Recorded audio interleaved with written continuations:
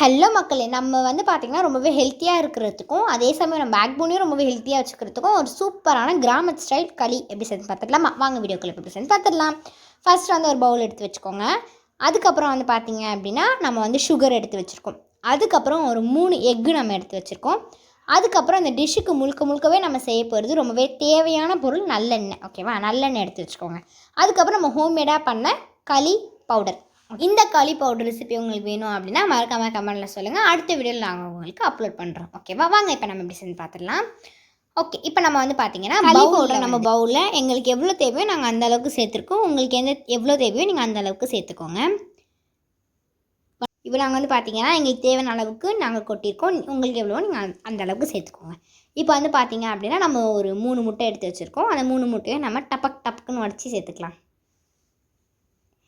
இப்போ வந்து பார்த்திங்கன்னா நம்ம சேர்த்துட்டோம். இப்போ நம்ம எல்லாத்தையுமே வந்து சேர்த்துட்டதுக்கப்புறம் நல்லா நீங்கள் பீட் பண்ணி எடுத்துக்கோங்க. ஓகேவா? இதுக்கு முன்னாடி நாங்கள் தம்மடை அப்படி சொல்லி ஒரு வீடியோ போட்டிருந்தோம். அதுக்கு நீங்கள் எனக்கு ரொம்பவே சப்போர்ட் பண்ணியிருந்தீங்க. ரொம்பவே தேங்க்யூ ஸோ மச். இனிமேலும் நாங்கள் போகிற வீடியோஸ்க்கு நீங்கள் ரொம்பவே சப்போர்ட் பண்ணுங்கள். ஓகேவா? இப்போ வாங்க நம்ம அதை நல்லா பீட் பண்ணிக்கலாம்.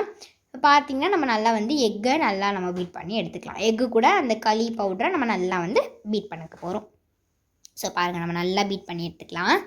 ஸோ நெக்ஸ்ட் வந்து நம்ம சுகர் எடுத்து வச்சுருக்கோம் இல்லையா? அந்த சுகரையும் நம்ம வந்து அதில் ஆட் பண்ணிக்கிட்டு அதையும் நம்ம நல்லா வந்து பீட் பண்ணி எடுத்துக்கோங்க. இந்த டிஷ் நீங்கள் கண்டிப்பாக வீட்டில் செஞ்சு சாப்பிட்ணும் அப்படின்னே நான் சொல்லுவேன். இதை நீங்கள் பிரேக்ஃபாஸ்ட்டுக்கும் சாப்பிட்லாம், ஸ்நாக்ஸ்க்கும் சாப்பிட்லாம், அந்த மாதிரி நீங்கள் சாப்பிட்லாம். நீங்கள் பெரியவங்கள்லேருந்து குழந்தைங்க வரைக்கும் இதை நீங்கள் சாப்பிட்லாம். ரொம்பவே ஹெல்த்தி, நம்மளுடைய பேக் போனுக்கு ரொம்பவே ஹெல்த்தியானது. இப்போ நம்ம ஒயிட் சுகர் சேர்த்துட்டு நாட்டு சக்கரை கொஞ்சமாக நம்ம சேர்த்துக்கலாம். அதுக்கப்புறம் நீங்கள் வந்து ஒயிட் சுகர் வச்சுருந்தாலும் நீங்கள் ஃபுல்லாக ஒயிட் சுகர் சேர்த்துக்கலாம். ஆனால் நாட்டு சக்கரை வச்சுருந்தாலும் நீங்கள் நாட்டு சக்கரை சேர்த்துக்கலாம். உங்களுடைய ஆப்ஷனல் தான். இல்லை நாங்கள் ரெண்டுமே சேர்த்துக்கிறோம்னாலும் எங்களை மாதிரி நீங்கள் ரெண்டுமே சேர்த்துக்கலாம். இப்போ நம்ம அது கூட கொஞ்சமாக நம்ம வாட்டர் சேர்த்து நல்லா நீங்கள் அதை வந்து மிக்ஸ் பண்ணி எடுத்துக்கோங்க. ஓகேவா? அது எந்த அளவுக்கு உங்களுக்கு வரணும், எந்த அளவுக்கு பதம் வரணும் அப்படின்னு சொல்லிட்டு நான் உங்களுக்கு லாஸ்ட்டாக காமிக்கிறேன். ஓகேவா? நம்ம கொஞ்சமாக தண்ணி சேர்த்து மிக்ஸ் பண்ணி இந்த அளவுக்கு நம்ம கொண்டு வந்துட்டோம். இந்த அளவுக்கு நம்மளுக்கு திக்கான ஒரு கன்சிஸ்டன்சி இருக்கணும். பாருங்கள், இந்த அளவுக்கு வந்துடும். பார்த்திங்கன்னா பட்டக்குன்னு நம்ம ஸ்டவ்வை வந்து ஆன் பண்ணிட்டோம். நெக்ஸ்ட்டு வந்து நம்ம ஒரு பேன் வச்சுக்கலாம் ஸ்டவ்வில். அதுக்கப்புறம் நான் வந்து நல்லெண்ணெய் எடுத்திருக்கேன். நம்ம என்ன சொன்னோம், நல்லெண்ணெய் தானே ரொம்ப முக்கியம்னு சொன்னோம். ஸோ இப்போ நம்ம நல்லெண்ணெய் எடுத்திருக்கோம்.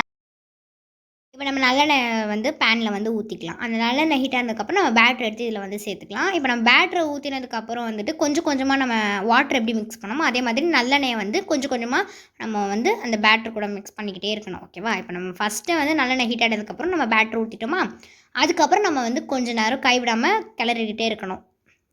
நல்லெண்ணெய் வந்து லைட்டாக மேலே வந்து ஆட் பண்ணி நம்ம கலந்துக்கிட்டே இருக்கணும். ஓகேவா? இப்போ பாருங்கள், நம்ம லைட்டாக மிக்ஸ் பண்ணிட்டோம். இப்போ நம்ம கொஞ்சம் நல்லெண்ணெய் வந்து எடுத்து அது மேலே அப்படியே ஊற்றி விட்டு கிண்டணும். அந்த மாதிரி தான். ஓகேவா? ஸோ நம்ம நல்லா வந்து மிக்ஸ் பண்ணி எடுத்துக்கலாம். கிண்ட இந்த அளவுக்கு இப்போ நான் பிளேட்டில் வச்சு காமிக்கிறேன் பாருங்கள். நீங்கள் கிண்டிக்கிட்டே இந்த மாதிரி உங்களுக்கு ஒரு பதம் கிடைக்கணும். இந்த மாதிரி பதம் கிடச்சோடனே நீங்கள் ஸ்டவ் ஆஃப் பண்ணி நீங்கள் எடுத்து சாப்பிட்டிங்கன்னா செம்ம டேஸ்ட்டாக இருக்கும். மறக்காமல் இதை நீங்கள் வீட்டில் ட்ரை பண்ணி பார்த்தே ஆகணும். ரொம்பவே ஹெல்த்தியான ஒரு டிஷ் இது. மறக்காமல் சாப்பிட்டு பார்த்து, நான் சாப்பிட்டு பார்த்து சொல்கிறேன், செம்ம டேஸ்ட்டாக இருந்தது. மறக்காமல் நீங்கள் சாப்பிட்டு பார்த்து எப்படி இருந்ததுன்னு மறக்காமல் கமெண்ட்டில் சொல்லிடுங்க. இந்த வீடியோ பிடிச்சா லைக் பண்ணுங்கள். மறக்காமல் சேனலை சப்ஸ்கிரைப் பண்ணிக்கோங்க. பெல் பட்டனை தட்டி விடுக்கோங்க. அடுத்த ஒரு இன்ட்ரெஸ்டிங்கான ஒரு டேஸ்ட்